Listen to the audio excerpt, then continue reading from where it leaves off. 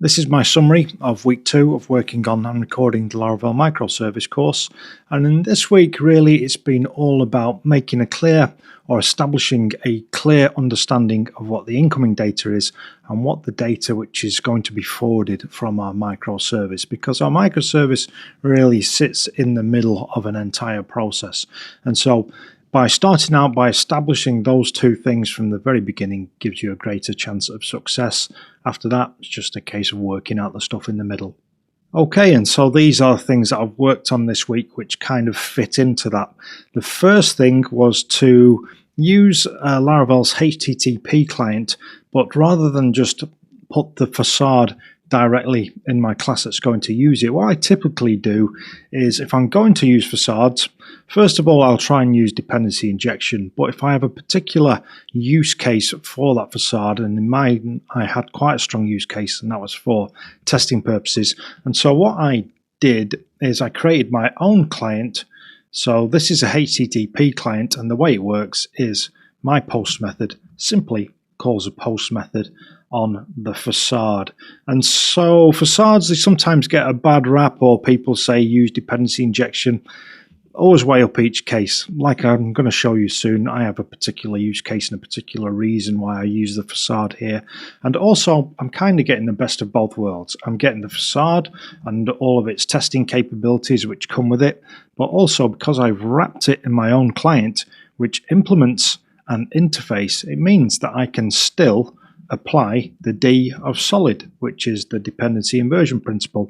And it says this: high-level modules should not depend on low-level modules, both should depend on abstractions. So the abstraction that we're talking about here is basically the interface, and so I can inject the interface and then use any client which implements that interface. And so we are using dependency inversion, but with a little hidden bonus in that we can also use the facade when we need to under the hood.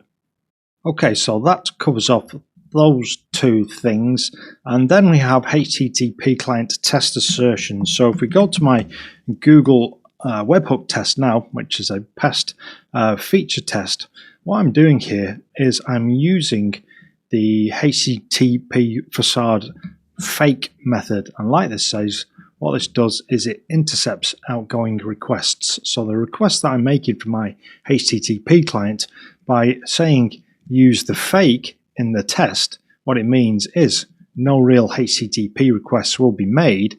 Instead, what I will get is a spy, which I can make assertions about how many times the client was called, and was the client passed the correct data to forward to wherever it's posting that data to. And so really powerful, really nice feature of Laravel, I think, some of these testing tools that you can get on the facades, and that is the main reason why I stuck to using the facade, but again wrapping it in my own client. So hopefully that makes sense. By the time you do the course, the explanation of this is so deep, and plus there's a load of text to read that goes with the lesson, it'll give you a really good understanding of it.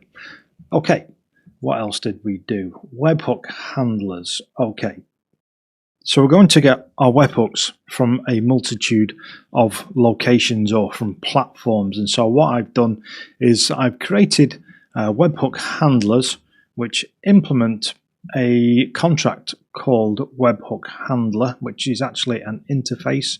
So if we see here, our interface, it just has two methods, supports and handle. So this first one is saying, can this handler handle this webhook? Is it the correct handler to handle it?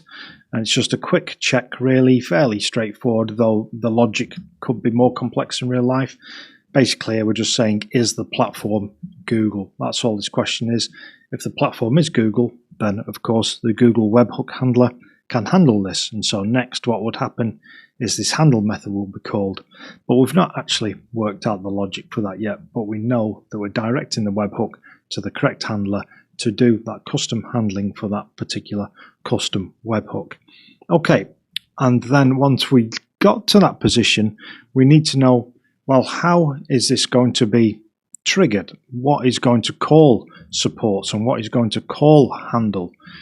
We could drop it into our webhook controller, but the controller would start to get a bit bloated there, and also it would be quite start becoming tricky to test the mechanism in isolation. It's something which I'd like to unit test to make sure that this supports method is behaving how it should, to check that this handle method is behaving how it should. And unit testing controllers, it becomes kind of tricky. You're best using feature tests for controller functionality. So I wanted a dedicated class which was going to call supports and call handle.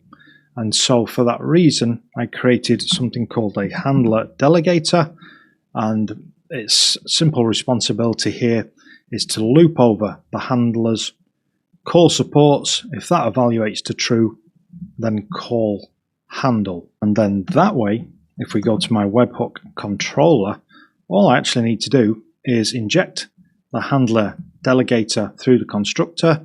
My container will resolve it, and then just simply call the delegate method on the handler delegator, and that will do all the work for us behind the scenes. So we're keeping our controller fairly clean, and we have a class there with a single responsibility of delegating to the correct handler. Well, the next question that we need to answer was, where do we get these handlers from? How do we inject them into this class? Do we keep injecting a new handler every time we need a new functionality, or handling some other kind of webhook? For example, we might add Stripe, we might add PayPal, or any other platform that can produce webhooks. Are we going to just have a massive list of handlers that which we inject in the constructor and keep having to update this?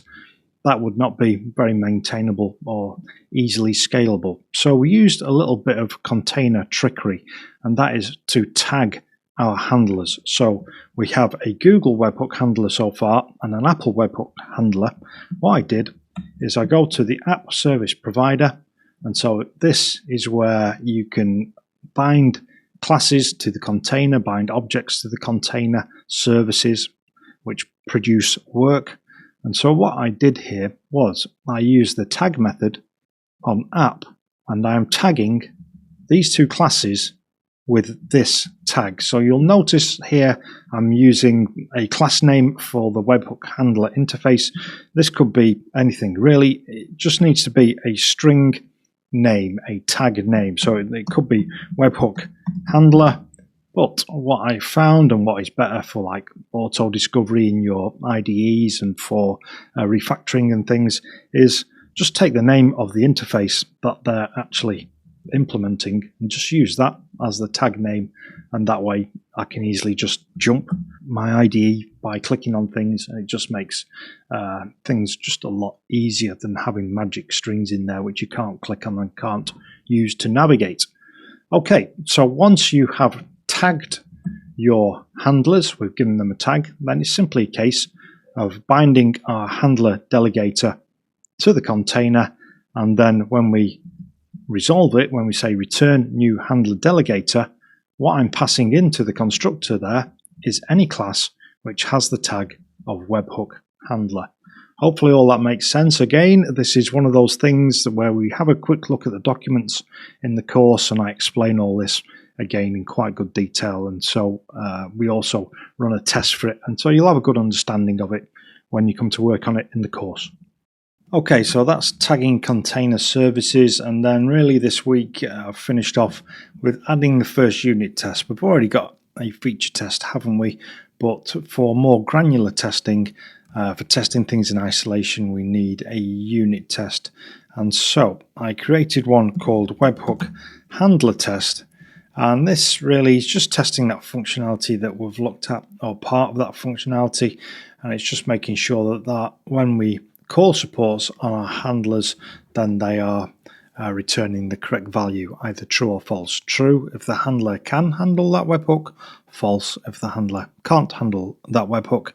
And a cool thing about this test, if you've used them before, you may or may not have used them before, but I've tagged on this with method here, and I can provide datasets so I can test multiple different scenarios with the same test. And so if you've used data providers in PHP Unit, this is Pest just doing the same thing but with different syntax and with chaining on that actual data set to the actual method, which I've always liked because it keeps the data that you're testing, the scenarios that you're testing, grouped together with the actual test that you're testing there. So that's exactly what we're doing with that one. Okay, and that's week 2. I hope that stuff excites you. We're using quite a lot of core functionality there that not everyone knows about, also using some solid principles and some of the basics, which can take you a long way. It's not always about all the fancy new frilly stuff. Sometimes some of these things which exist, which aren't used as often as they should be, can take you a long way.